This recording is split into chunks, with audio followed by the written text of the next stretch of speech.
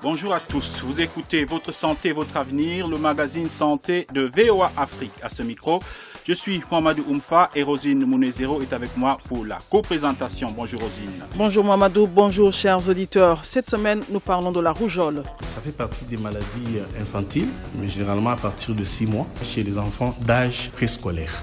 Les adultes qui n'ont pas fait la rougeole pendant l'enfance peuvent également contracter la maladie. Un vaccin contre la rougeole existe et permet de protéger les enfants. Pourquoi y a-t-il malgré tout des épidémies? Nous avons posé la question à un spécialiste. En principe, pour éviter l'épidémie, il faut que 92 ou 95% soient couverts. Avec une couverture même à 80%, on aura une possibilité d'avoir une épidémie. Et comme nous l'entendrons, même si vacciner les enfants permet de prévenir la rougeole, certains parents ne le font pas. Pour les parents, ça dépend plus du niveau d'instruction. Pour certains, ils pensent que c'est des médicaments, du poison et ils résistent un peu. Mais le gouvernement est toujours disponible et ils font des campagnes de sensibilisation, parfois même des porte-à-porte, pour vacciner les enfants. Tout ce qu'il faut savoir sur la rougeole, c'est dans la suite de ce programme. Mais pour commencer, voici l'actualité. Coup d'œil sur l'actualité. Et l'actualité santé, c'est avec Firmin Koyaweda. Bonjour Firmin. Bonjour Mamadou. Parlons tout d'abord de l'épidémie d'Ebola en République démocratique du Congo. Un centre de traitement a été attaqué par des hommes armés.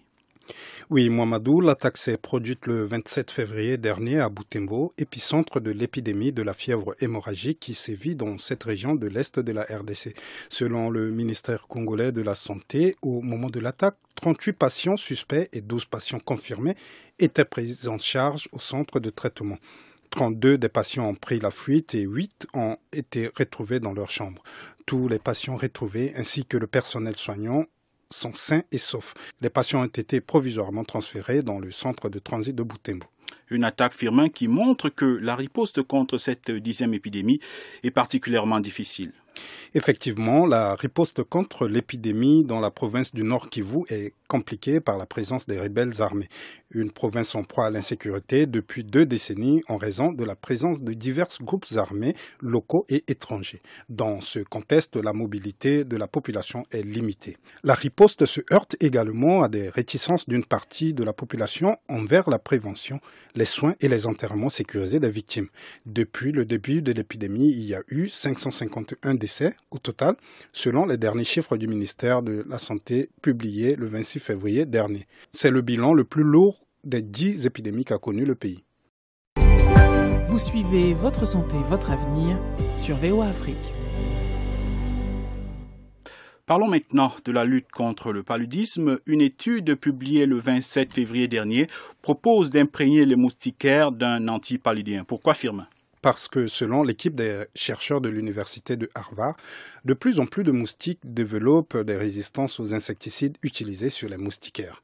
L'utilisation d'insecticides sur les moustiquaires fait partie depuis des années de l'arsenal recommandé par l'Organisation mondiale de la santé pour éviter les piqûres de moustiques infectés par le paludisme. Les 2 tiers de la baisse des infections dans le monde depuis 2000 auraient été obtenus par ce biais, selon une étude datant de 2015. Cependant, l'OMS a mis en garde en novembre dernier contre la stagnation ces dernières années d'une épidémie qui a touché 219 millions de personnes et fait 435 000 morts en 2017. Et en quoi imprégner les moustiquaires d'antipaludiens serait différent de l'imprégnation aux insecticides comme c'est le cas actuellement? Selon les chercheurs, imprégner les moustiquaires d'antipaludiens permet non pas de tuer les moustiques, mais d'éliminer le parasite responsable de la maladie dont ils sont porteurs. L'antipaludien en question est l'Atovacone, utilisé chez l'homme en prévention et en traitement du paludisme. Les recherches n'en sont toutefois qu'à un stade préliminaire et l'apparition de résistance à l'Atovacone chez les parasites est toujours un risque, reconnaissent les chercheurs. La perspective d'une résistance à l'Atovacone serait inquiétante car ce médicament est central pour soigner le paludisme. Pour éviter, Mamadou, ce problème, les auteurs suggèrent de mener des recherches avec des médicaments qui ont des mécanismes d'action différents pour éliminer le parasite. Merci Firmin.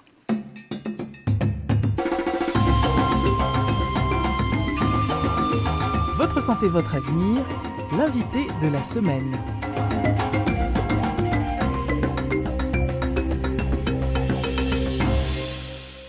Comme annoncé au début de ce programme, cette semaine nous parlons de la rougeole. Cette maladie est l'une des causes importantes de décès du jeune enfant dans le monde et ce, malgré l'existence d'un vaccin. En RDC par exemple, 2 flambées de rougeole ont eu lieu dans les provinces du Haut-Lomami et de Lualaba. Pour le seul mois de janvier 2019, ces 2 provinces ont enregistré plus de 7000 cas de rougeole et au moins 137 décès selon les Nations Unies. Pour en savoir davantage sur cette maladie, nous recevons comme invité le Dr Gaylord Mutoke. Il est médecin en pédiatrie aux cliniques universitaires de Lubumbashi. Tout d'abord, il nous parle des causes et des signes caractéristiques de la rougeole. Il est au micro de notre correspondante Gabrielle Nina. Alors la rougeole, par définition, c'est une fièvre éruptive très contagieuse. Alors la contagion, elle se fait pendant toute la phase d'invasion jusqu'à ce qu'il y aura l'éruption de manière complète. La rougeole est causée par un virus, le morbillivirus. Alors la rougeole, c'est une maladie qui évolue de manière chronologique. Après donc un contact, nous avons une période d'incubation. Elle est muette, ça signifie qu'on n'a pas tout de suite des signes et qui dure environ 12 jours. Après, on va suivre la période d'invasion qui dure à peu près 3 à 4 jours et qui cette fois-là va se caractériser par une fièvre, donc une température très élevée, autour de 40 degrés Celsius, avec ce que nous appelons un catarrhe, c'est-à-dire un écoulement au niveau des yeux, un larmoiement, au niveau de narine, donc une rhinorrhée, et même au niveau de l'arbre respiratoire, donc au niveau bronchique. Et cela va se manifester notamment par une toux. L'enfant, par ailleurs, peut présenter donc des douleurs au niveau du ventre et parfois même des vomissements. Alors, à ce stade de la maladie, il faut noter que le seul symptôme spécifique, c'est notamment des taches qu'on va retrouver au niveau endobuccal. Vient maintenant la phase d'éruption, où nous aurons maintenant des lésions qui vont apparaître. Et cela, généralement, c'est autour du 15e jour après contact, de manière évolutive. D'abord, derrière les oreilles, en progressant vers tout le reste du corps. Et comment c'est transmis ou c'est contamine la rougeole? La rougeole se transmet par voie respiratoire, essentiellement. Donc à partir des gouttelettes de salive. Si dans un milieu il y a quelqu'un qui a la rougeole, la contamination va se faire par la voie aérienne. Et quelles sont les personnes à risque? Comme je l'ai dit, ça fait partie des maladies infantiles. L'enfant, quand il vient au monde, il jouit donc de la protection des anticorps maternels.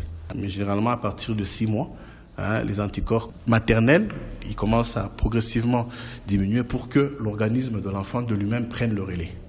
Lorsque nous avons dépassé le cap de 6 mois, généralement, on dit que c'est une maladie qui survient chez les enfants d'âge préscolaire. Les adultes qui n'ont pas fait la rougeole pendant l'enfance ou alors chez des adultes qui ont un système donc d'immunité diminué. Ils peuvent également contracter la rougeole à la période adulte. Donc cela est en rapport avec le système immunitaire. Quelles sont les complications possibles de la rougeole? Les complications peuvent être liées au virus de la rougeole, c'est notamment les pneumopathies. Alors en dehors de ça, on peut avoir des surinfections bactériennes. Et comment soigne-t-on la rougeole? Alors le traitement de la rougeole, il a 2 volets. Il y a le traitement, comme c'est une maladie virale, donc le traitement curatif, il est symptomatique. Ça signifie qu'on va soigner les signes que l'enfant va présenter. S'il fait de la fièvre, on lui donne un antipyrétique. S'il tousse, on va lui donner un antitoussif. On recommande aussi au moment de donner beaucoup de boissons, surtout quand l'enfant fait de la fièvre. Mais un élément important, c'est ce qu'on administre aussi la vitamine A. Parce que les enfants qui ont des carences en vitamine A sont susceptibles aussi de faire la rougeole. Le grand traitement reste le traitement préventif. C'est notamment le vaccin. Dans les pays nantis, le vaccin s'administre généralement entre 12 et 15 mois, avec des rappels. Donc, à l'âge de 3 et 6 ans, on donne encore un vaccin. Mais dans notre milieu, dans notre calendrier vaccinal, le vaccin est administré à l'âge de 9 mois. Comme on n'a pas beaucoup de moyens, on ne sait pas faire forcément des rappels. Donc, on se limite juste à donner ce vaccin-là à l'âge de 9 mois. Et comment éviter d'attraper la rougeole? La rougeole, c'est une maladie qui arrive par épidémie. Ce qu'on recommande généralement, c'est faire des évictions. Ça signifie que si un enfant fait de la rougeole, ce qu'on fait, c'est qu'on le retire des autres enfants pendant une certaine durée. Généralement, je crois que c'est 7 jours qu'on recommande, qu'il ne soit pas en contact avec les autres enfants pour qu'ils ne les contaminent pas. Nous remercions le Dr Gaylord Mutoke. Il est médecin en pédiatrie aux cliniques universitaires de Lubumbashi en République démocratique du Congo. Il était au micro de notre correspondante Gabrielle Nina. Quelqu'un l'a vécu. Voici son témoignage. Le vaccin contre la rougeole réduit les risques de contracter la maladie. Selon l'Organisation mondiale de la santé, entre 2000 et 2016, la vaccination anti-rougeoleuse a évité plus de 20 millions de décès, faisant de ce vaccin le meilleur investissement dans la santé publique. Mais de nombreux enfants ne sont toujours pas vaccinés. Et pourquoi? Élément de réponse avec le docteur Mutaza Lusungu Baba. Il est médecin traitant à la Polyclinique Recherche Santé Plus de Béni en RDC. Il est au micro de notre correspondant Erikas Mouissi. Docteur Baba Mutaza Lusungu, bonjour. Bonjour. La rougeole est un problème de santé publique ici à Béni et dans le Nord Kivu en général? Oui, c'est un problème. Vous voyez, qui attaque souvent les enfants des moins de 5 ans. C'est un problème de santé publique par rapport à sa fréquence, n'est-ce pas, dans notre milieu. Et quelles sont les opérations menées en ville de Béni et dans la région pour combattre la rougeole et comment jugez-vous leur efficacité? Je crois que dans notre calendrier vaccinal, n'est-ce pas, l'État congolais prévoit que les enfants, les nourrissons reçoivent les vaccins contre la rougeole, n'est-ce pas, à partir du 9e mois. Mais dans les cas, lorsque les épidémies se présentent, on vaccine même à partir du 6e mois. Et je pense que cela est efficace dans la mesure où, n'est-ce pas, les épidémies ou les épisodes d'épidémie s'éloignent et les cas sont de plus en plus rares quand même. Est-ce que cette campagne s'est fait approprier par les parents? Surtout par le gouvernement. Par les parents, ça dépend plus du niveau d'instruction. Pour certains, ils pensent que c'est des médicaments, du poison, et ils résistent un peu. Mais le gouvernement est toujours disponible et ils font des campagnes de sensibilisation, parfois même des porte-à-porte, pour vacciner les enfants. Et que doit faire un parent en ville de Béni qui constate que son enfant n'a pas été vacciné contre la rougeole et qui souhaite le faire? Où vaccine-t-on et comment cela se passe? Déjà, comme je viens de dire, le vaccin contre la rougeole, c'est un vaccin qui est dans le calendrier de l'enfant, n'est-ce pas? On sait que l'enfant, avant une année, il faut qu'il ait fini tous les calendriers vaccinaux. Et au 9e mois, il reçoit les vaccins contre la rougeole. C'est-à-dire que les parents, ce qu'ils font en premier lieu, n'est-ce pas, c'est suivre les calendriers de l'enfant. Quand l'enfant naît, il doit faire les consultations, les CEPON, comme on dit.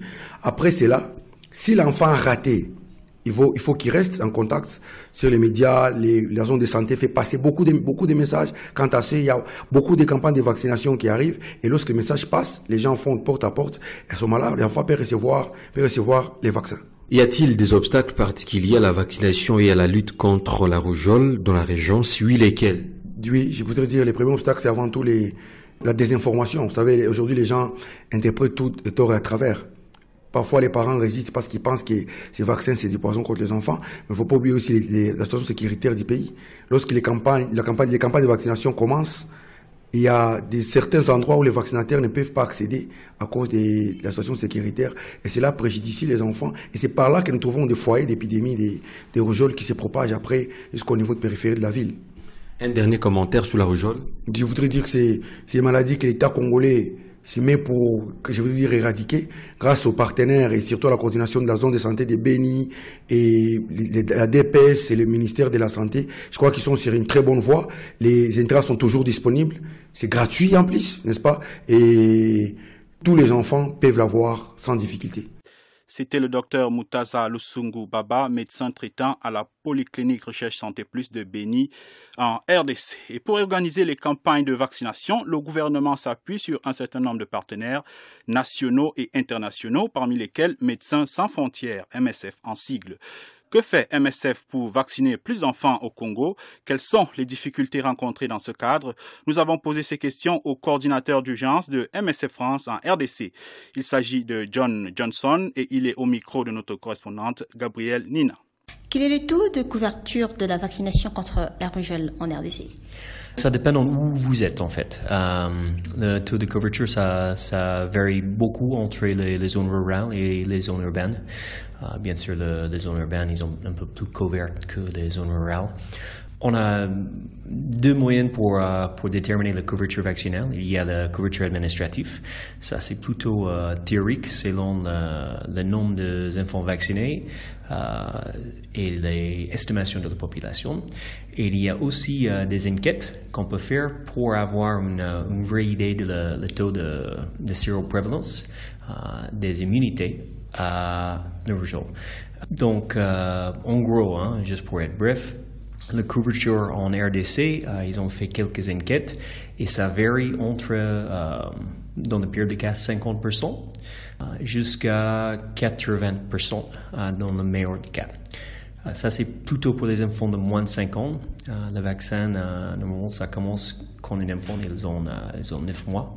Donc, on fait cette couverture normalement pour les enfants entre 9 mois et 5 ans. Et comment se passe la campagne de riposte contre la rougeole en RDC? MSF, Médecins sans frontières, on est impliqué et c'est compliqué pour nous, c'est compliqué pour le ministère de la Santé et ça c'est plutôt pour tous les défis qu'ils ont dans ce pays, surtout l'état de route, surtout les difficultés avec les saisons pluvieuses, les difficultés où il y a beaucoup de zones qui manquent d'électricité et pour le vaccin, bien sûr, il faut garder dans un réfrigérateur. Donc, ça pose pas mal de problèmes quand il n'y a pas d'électricité. Donc, il y a beaucoup de défis, on peut dire, plutôt logistiques, qui compliquent beaucoup les ripostes contre le rougeole. Par contre, la collaboration avec le ministère de la Santé, ça se passe très bien. L'organisation des équipes, les équipes qui ont l'habitude de faire ces vaccinations, ils sont très bien formés, ils ont beaucoup d'expérience. Et cette partie, ça se passe plutôt bien. Vous avez parlé de 50% de la couverture de vaccination contre la rougeole. Est-ce qu'on peut dire que c'est satisfaisant? Non, on ne va pas dire que c'est satisfaisant. J'ai dit 50% dans le pire des cas. Il y a plusieurs zones en RDC qui ont beaucoup meilleure couverture que ça, mais non, il y a quelques zones où ils ont une très basse couverture. En principe, la couverture, pour éviter une épidémie, il faut que environ 92 à 95, pour vous Congolais, c'est 92 ou 95% soit couvert. Donc, avec une couverture même à 80%, on aura une possibilité d'avoir une épidémie. Et quelles sont les zones qui sont mieux servies par rapport aux autres? On peut dire toutes les zones urbaines, Kinshasa, Lubumbashi, Kisangani, tu as une bonne couverture. Les zones qui sont moins couvertes, c'est les régions rurales et surtout les régions qui ont des problèmes d'accès. Donc, la Kasai, l'Otomami, les zones qui sont difficiles d'accéder à cause de difficultés d'aller en voiture. Donc, ça, c'est les zones qui posent beaucoup de problèmes et souvent c'est pas juste l'accès routier, mais c'est aussi où la population vive. Il y a beaucoup de monde qui vivent super loin de leur centre de santé et l'hôpital, donc c'est normal qu'ils vont pas profiter de la vaccination. Quelles sont les stratégies de MSF pour vacciner les populations contre la rougeole? La stratégie pour MSF de vacciner contre le rougeole en RDC, historiquement, on vient chaque fois il y a une épidémie. Médecins sans frontières, nous sommes une organisation d'urgence. Donc, notre rôle, c'est vraiment de répondre quand il y a une urgence. Le problème avec cette stratégie, on voit bien que s'il y a une épidémie, c'est déjà tard. Et le temps que ça prend de monter une riposte, après la déclaration d'une épidémie, il faut organiser toutes les chaînes de froid, toute ton équipe, toutes les vaccinations. Il y a un délai aussi. Récemment, et de plus en plus, on essaie d'adapter notre stratégie d'arriver plus précoce. Et parfois, on va essayer de travailler avec le ministère de la Santé pour cibler les zones à risque d'une épidémie au lieu de répondre à une zone qui est déjà en épidémie pendant quelques mois. Donc, la stratégie pour nous de maintenant, c'est vraiment de faire un modeling où on a essayé de faire une prédiction où sera la prochaine épidémie. Et là-bas, on va essayer de travailler plus avec le ministère de la Santé. Et qu'est-ce qui explique que certains enfants ne se vaccinent pas en RDC? Je ne sais pas s'il y a une bonne explication, mais il y a certes parfois des réticences par rapport à la population, mais moi je crois que c'est pas vraiment de réticence qui bloque la plupart des gens d'être vaccinés. En fait, à mon expérience, quand je suis dans le terrain, je vois que les gens, ils savent bien qu'est-ce que c'est le vaccin, ils savent bien qu'est-ce que c'est le rougeole, et ils savent que le vaccin peut prévenir le rougeole. Et ils réclament surtout pour cette vaccination. Moi, je pense que c'est plus tout l'historique de, comme j'ai parlé déjà, les gens qui habitent très très loin, qui visitent pas le centre de santé, ou qui a autre chose à faire que de passer le temps en train de chercher le vaccin pour leurs enfants. Ils ont le récolte, ils ont le travail. C'est pas facile en fait pour assurer que tous les enfants soient vaccinés, surtout quand tu habites très très loin de le centre de santé. Et y a-t-il d'autres obstacles à la vaccination contre la rougeole et comment améliorer la couverture vaccinale contre la rougeole en RDC? Honnêtement, le plus grand défi pour moi dans plusieurs zones de l'RDC, c'est l'accès routier. C'est la difficulté pour y aller quelque part. Même avec une gros 4x4, c'est difficile d'aller quelque part et c'est difficile pour le ministère de la Santé d'accéder à leur population aussi. Ils se déplacent en moto, ils se déplacent en vélo, mais le temps que ça prend et l'énergie que ça prend, c'est vraiment compliqué. Et j'imagine dans le futur de ce pays, quand ça développe un peu plus et les routes sont bien faites, ça va améliorer la qualité de soins pour toutes les maladies, pas juste le rougeole, mais pour plusieurs autres maladies aussi. Mais à répondre à ton question, pour améliorer la couverture vaccinale, on doit renforcer la vaccination de routine, en fait.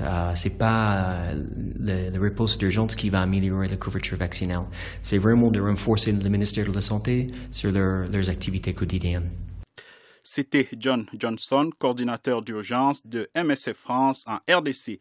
Il était au micro de notre correspondante Gabrielle Nina. VOA Afrique, votre santé, votre avenir.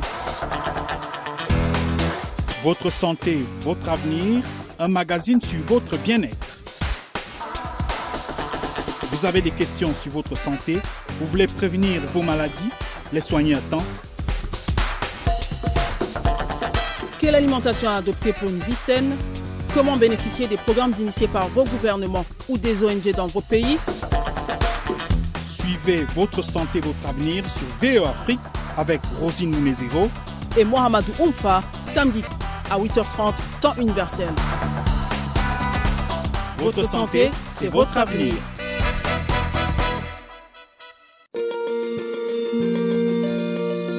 Questions et commentaires, c'est maintenant. Chers auditeurs, un expert vous répond. Voici le moment, chers auditeurs, où nous vous donnons la parole pour poser vos problèmes de santé. Notre consultant, le docteur Armand Guincap, a répondu à vos questions. Le docteur Guincap est médecin urgentiste et praticien au centre hospitalier universitaire de Soissons, en France. Bonjour docteur, je suis Dido Kaimbe, acteur de la société civile à Goma, au chef-lieu de la province du Nord-Kivu, à l'est de la République démocratique du Congo. Docteur, je voudrais savoir, ces enfants nés avec le VIH-Sida peuvent-ils espérer un jour guérir de cette maladie? Y a-t-il des soins particuliers que ces enfants suivent afin qu'ils grandissent avec une santé de fer? Ce que je peux expliquer à cet auditeur, c'est que le traitement du sida connaît actuellement des innovations et une révolution certaine, notamment le traitement à base d'antirétroviraux. Grâce à ce traitement antirétroviral, lorsqu'il est pris précocement, à savoir que le dépistage doit aussi être précoce. Chez les enfants, le dépistage doit être fait dès la naissance par des tests de dépistage qui sont faits chez l'enfant, notamment par le dosage de la PCR du VIH qui est fait autour de 6 semaines de naissance de l'enfant pour savoir si cet enfant-là est effectivement infecté par le virus du sida. Lorsque les traitements par antirétroviraux sont donnés très précocement, ces traitements très efficaces qui permettent à ce que la charge virale soit quasiment indétectable. Et lorsque la charge virale est indétectable, ces enfants-là sont quasiment bien portants. Ces enfants grandissent avec un poids satisfaisant, ils grandissent avec une maturité satisfaisante et ils ne sont pas différents des enfants non infectés. Toutefois, ce traitement antirétroviral doit être bien suivi et ceci associé aussi à une bonne nutrition, une bonne alimentation, une bonne hydratation. L'auditeur voudrait aussi savoir s'il y a des soins particuliers que ces enfants doivent bénéficier afin qu'ils grandissent avec une santé de fer.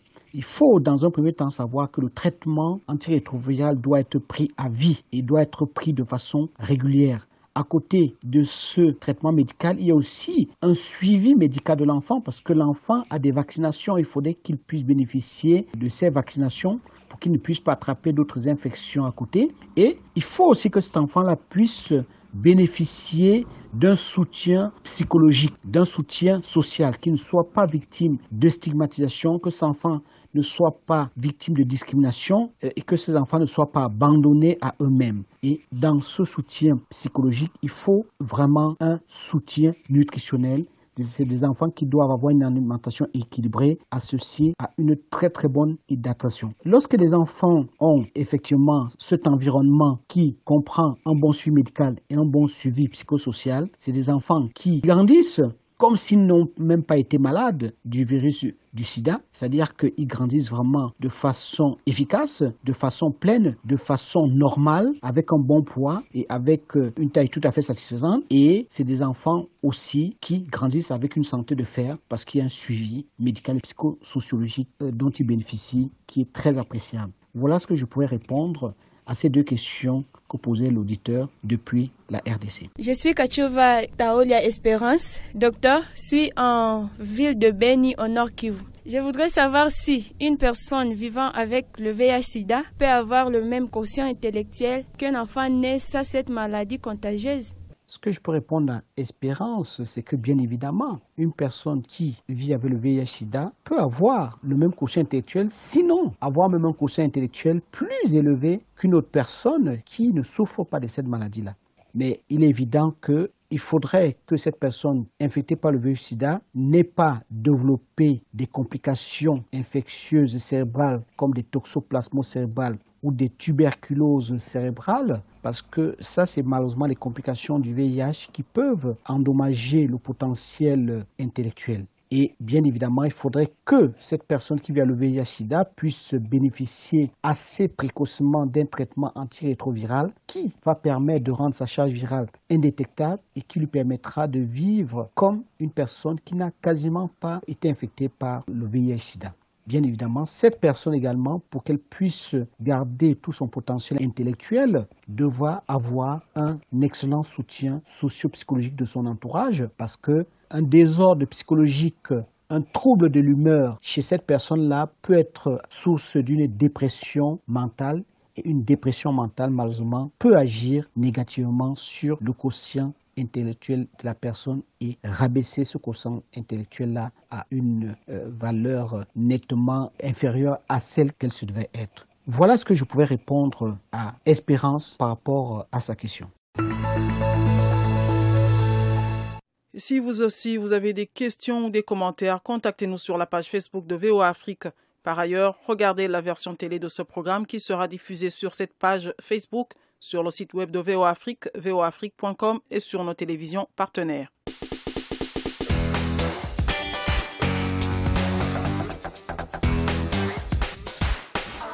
Et c'est ici que prend fin Votre santé, votre avenir. Cette édition était consacrée à la rougeole, une maladie virale extrêmement contagieuse qui touche principalement les enfants de moins de 5 ans. Pour en parler, nous avons reçu comme invité le docteur Gaylor Mutoke, médecin en pédiatrie aux cliniques universitaires de Lubumbashi. Il nous a permis de mieux connaître les causes, symptômes et la prévention de la maladie. Nous avons écouté le témoignage du docteur Moutassa Lusungu Baba, médecin traitant à Beni en RDC. Il nous a expliqué pourquoi la rougeole reste un problème de santé dans sa zone de compétence. Nous avons enfin écouté John Johnson, coordinateur d'urgence de Médecins sans frontières France en RDC. Il nous a parlé de la contribution de son organisation pour la vaccination des enfants au Congo. Nous le remercions d'avoir participé à cette émission. Nous disons également merci à Firmin Koyaweda qui était là avec nous pour vous présenter les événements qui font l'actualité santé. Un grand merci à nos différents correspondants en RDC, Gabriel Nina à Lubumbashi, Bero Matanda à Kinshasa et Erika Smouissi à Beni qui ont aidé à la préparation de cette édition. Une édition réalisée avec le concours de Cheikh Thiero et de Dan Crafton qui était à la console. À la présentation, vous étiez avec Rosine Munezero et j'étais en compagnie de Mohamedou Oumfa. Continuez à écouter VOA Afrique et n'oubliez surtout pas de prendre soin de votre santé car votre santé, c'est votre avenir. À très bientôt. C'était Votre santé, votre avenir, une production de VOA Afrique. Pour vos commentaires, vos questions ou vos témoignages, retrouvez-nous sur voaafrique.com ou sur notre page Facebook VOA Afrique.